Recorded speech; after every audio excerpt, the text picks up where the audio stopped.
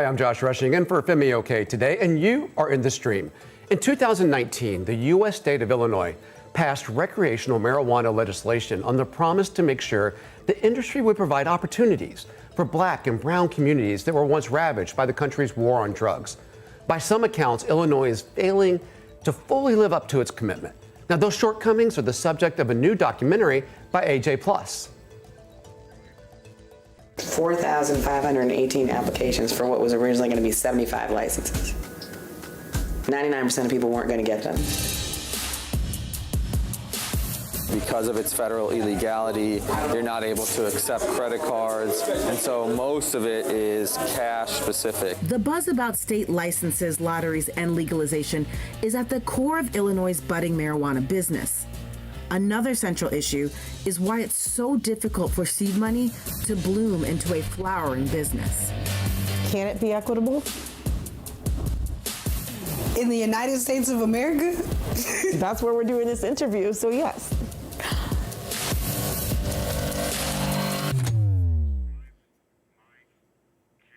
So how can the marijuana industry be more equitable? Joining us to discuss this, Imayan Ibanga. She is a presenter with AJ+ and the correspondent in the documentary you just saw a clip of there. And joining us from Chicago is Danielle Perry. She is the Cannabis Regulation Oversight Officer for Illinois, and Belisha Royster, a cannabis lobbyist and the president of Social Equity Empowerment Network. Welcome, everyone. I should also mention that Belisha is in the documentary as well. Now, look, if you're joining us from YouTube, sound off, leave a comment or a question, get them to me. We actually have a live producer in there. See that box right there? There's a live stream producer waiting to get your questions to me so I can get them into the show. So be a part of this with me, right? All right, Imayan, I want to begin with you. First off, well done on this documentary. It's such a relevant topic. It's spot on. Please tell us about zip codes and where the audience can find zip codes. Thank you, Josh, so much for having me today. Yes, Zip Codes is a new show by AJ+, the digital video arm of Al Jazeera.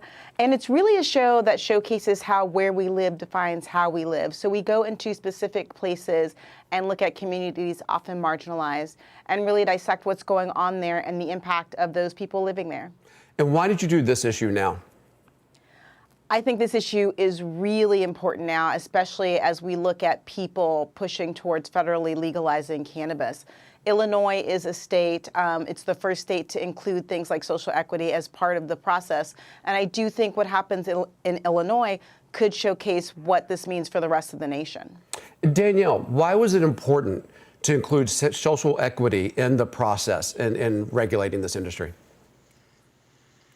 I think it's something that should be included in every process. It's not a side thing, which some folks do. And I typically think, and I say this all the time, they legalized cannabis in a lot of states and equity wasn't a part of the conversation. I don't think we should be starting any industry in this country or anywhere without having some real conversations about equity in every decision that we make. Is there another industry that's a precedent for this?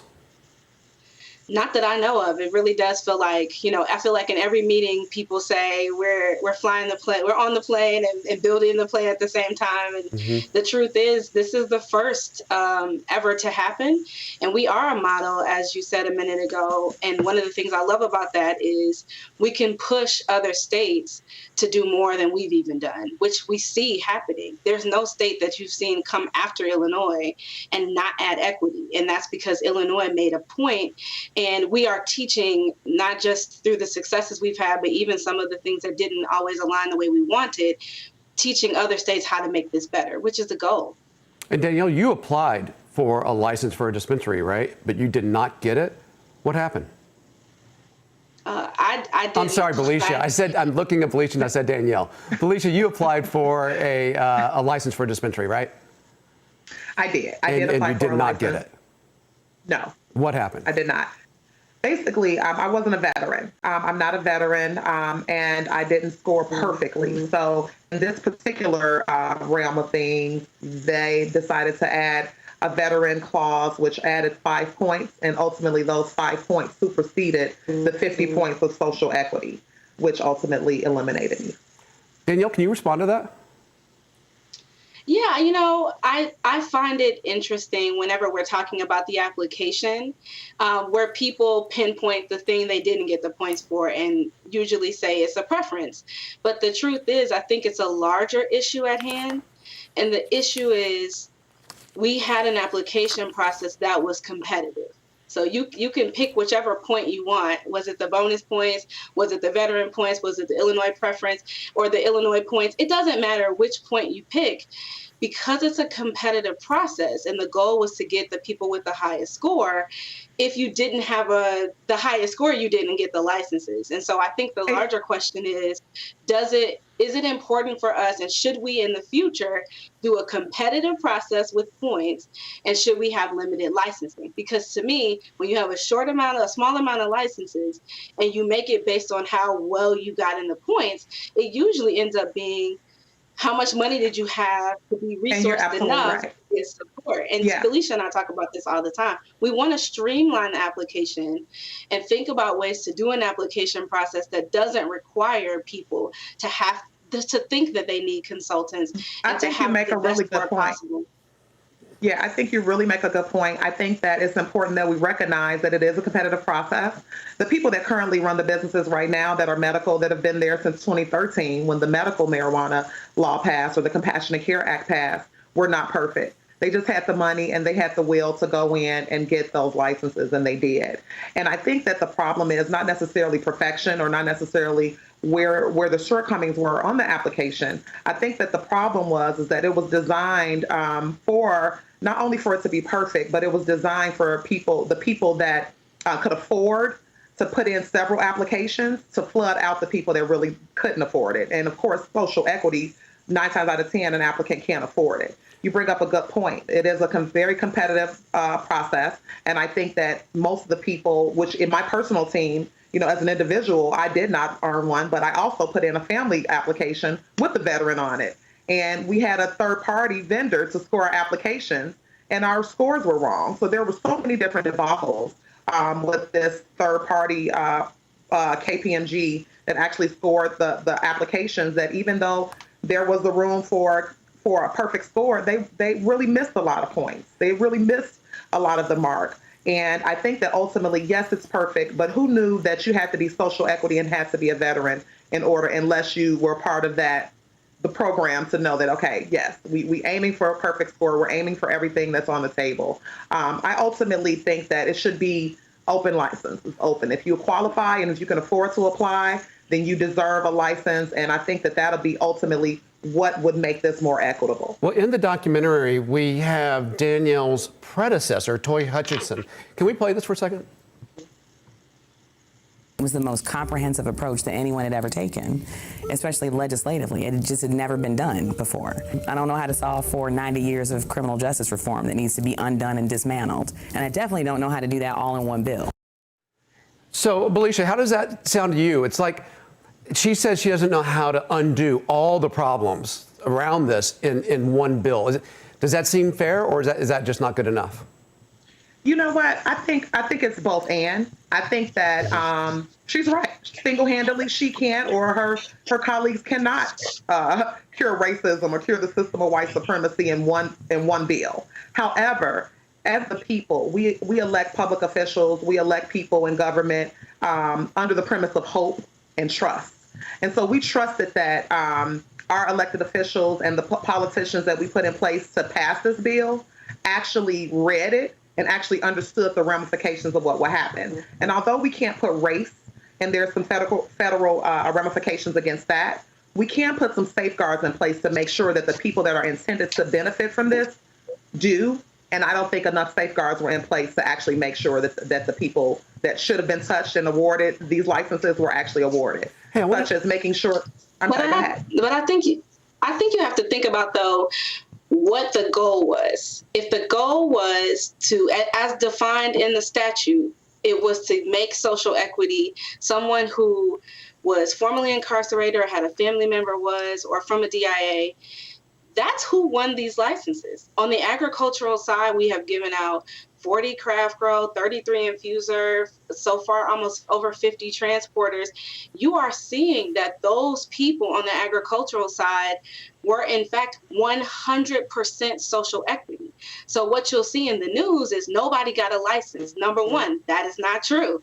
Agricultural folks have received their licenses. You'll also see that people will say nobody of color got a license. 67% of the people who received the licenses on the agricultural side are people of color, and over 40% of them were Black. So to say that it didn't work, to say people didn't get licenses, is just untrue. Do I agree with Felicia? We can keep going further and keep pushing it, keep changing the legislation? Absolutely. And if you look at the dispensary numbers, which you just had up, they're even higher.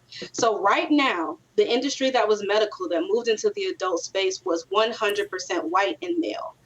Now, with those licenses that we have given out to craft growers, infusers, and transporters, you have now seen the industry go from 100% white and male to 34% white, which means right now, what are the numbers on how many of those sorry, people are Danielle, actually, I have a question. I'm sorry, Felicia. I hope you don't mind me jumping in, because the numbers that you're saying, right, I believe are true, but I think what's really important to kind of put in context, right, is currently right now today, there are no majority Black-owned dispensaries in the state of Illinois, period, right? And we have the numbers that bear that out. When we tried to do So why, can I ask you a quick question? Why do you think that's more important? People often say that that's I think it's important when we're talking about issues, right? Like if one of the concerns, which I heard in doing this piece, is issue around race and equity, right? You're saying you want to target people who are disproportionately disenfranchised by the war on drugs. What we know for a fact is that is overwhelmingly Black and brown communities, but we are unwilling to use race in the legislation because then it might not hold up in the federal courts, is what I'm understanding. But now you're still not seeing those people own a majority share of the business. But we are. That's what I'm saying, and that's enough. The question is that what Illinois considers a success? I think it's about control. So there were and not 4 ownership, licenses. People are getting licenses, and they're straw men.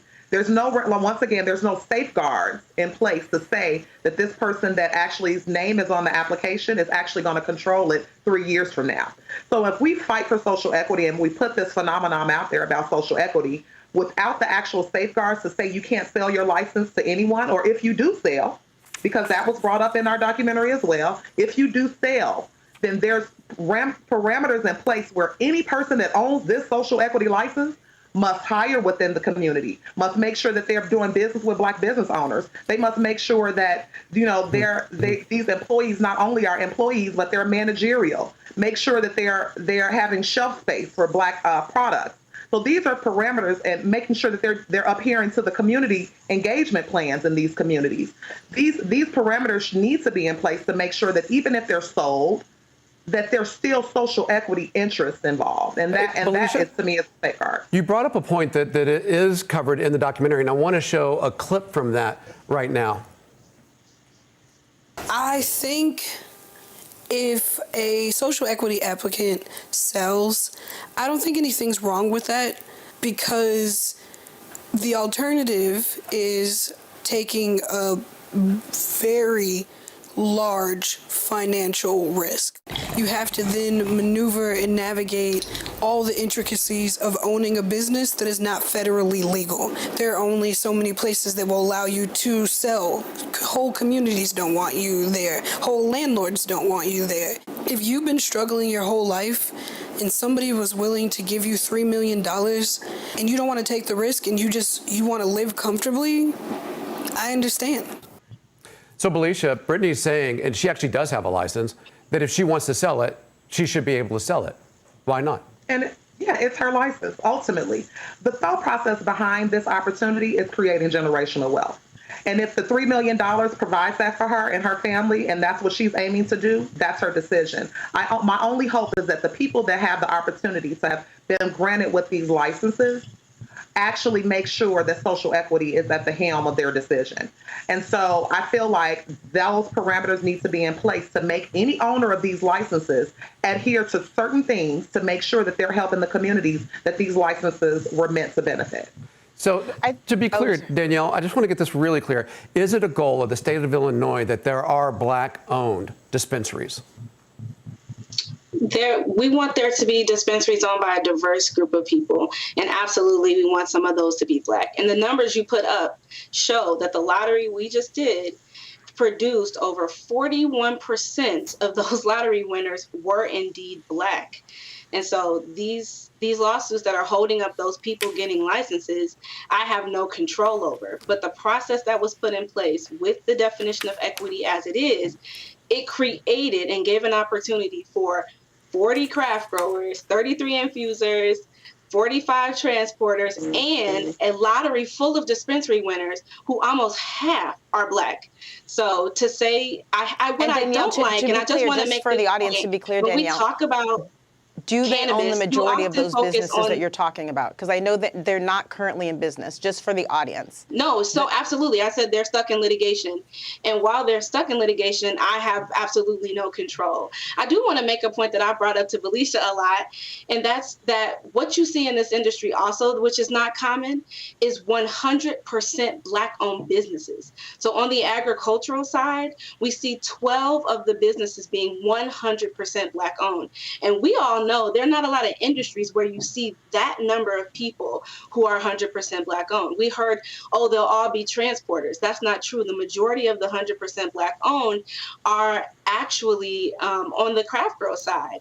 And so I will say this, one of the things that bothers me, we have not seen anybody start creating craft grow. Obviously, it takes years to kind of get started, but we know that there are a number of craft growers who are actually finding locations, purchasing buildings, and moving forward. Danielle, to your point, that it's like the plane's already taken off and now we're building it while it's in the air.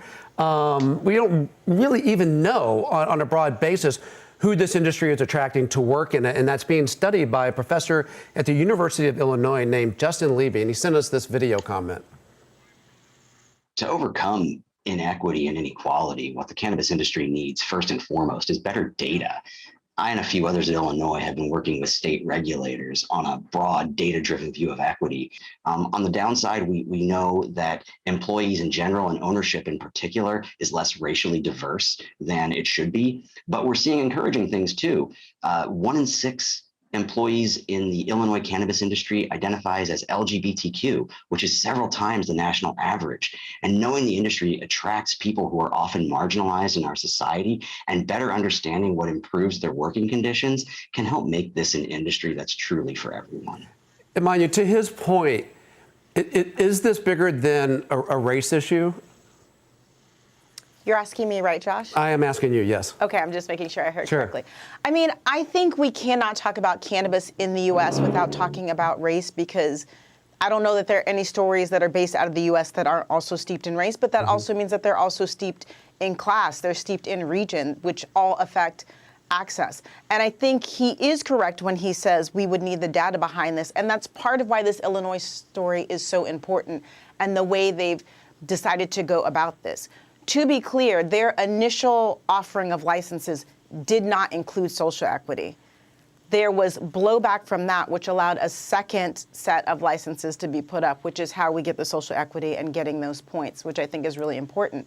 But what happens if Illinois and Texas and New York and California and Nebraska all have these patchwork of laws is, you know, there's not going to be a federal standard for what we have in the nation. And so that could provide all kinds of issues in terms of who gets access and who gets licenses, in terms of race and class, even looking at things like gender, which I think would be really important part of this issue. And so that's why this conversation around Illinois is so important, and also the conversation around the fact that it is still federally illegal to own, distribute, smoke cannabis. And so my question is always, you know, can something be legal on the state level if it's illegal federally?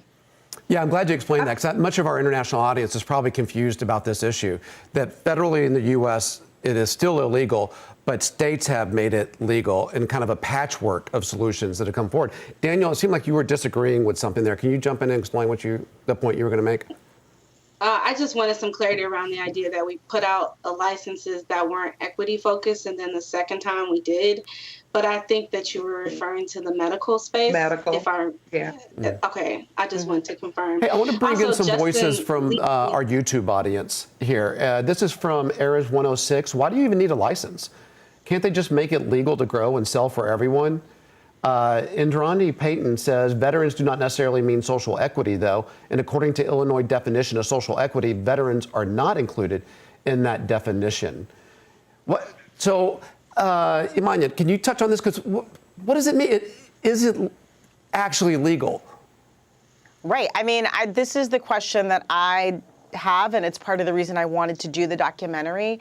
You know, I think, of course, the federal government isn't criminalizing right now these operations that, like, the state of Illinois says is legal, but it could if it chose to.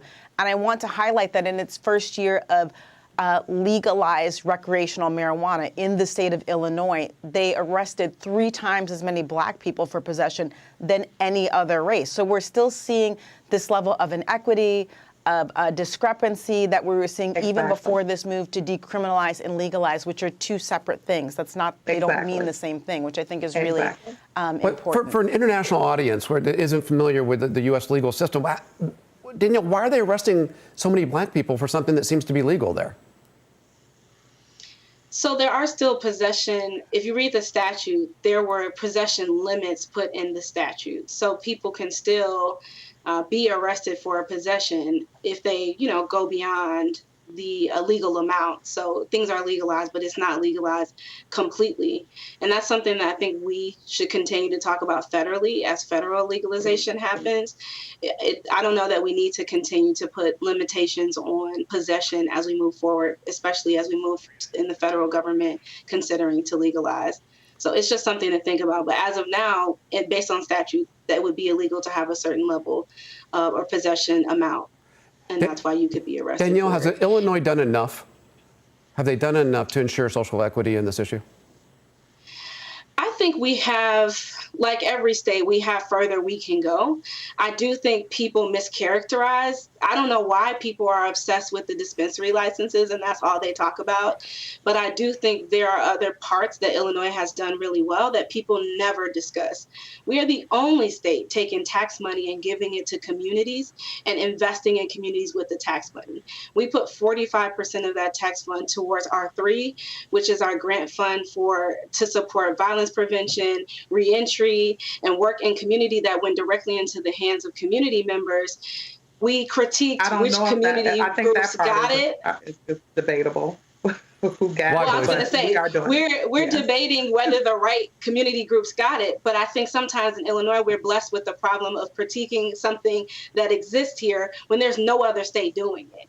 And then every state that came after us went and added investment into community and even increased the number. New York came in and put 65%.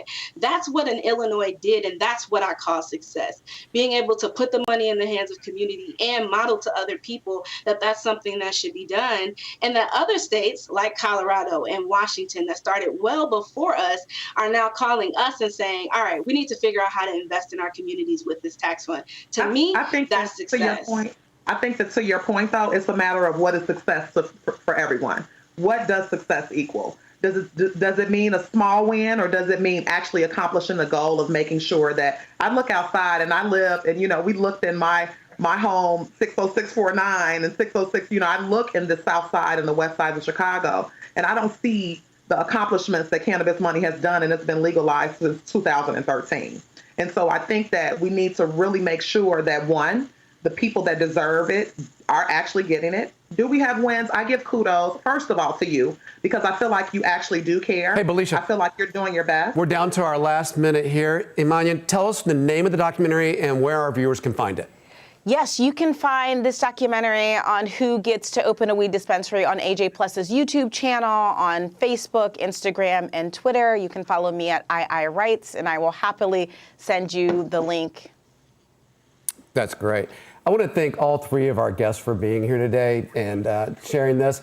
And I got to encourage you, jump on YouTube and watch this documentary. It is It's just an excellent discussion of what is an incredibly complex issue here in the U.S., but will only grow going forward as each state's trying to figure out their own way forward in this. Thanks for joining us on the stream, and we'll see you next time.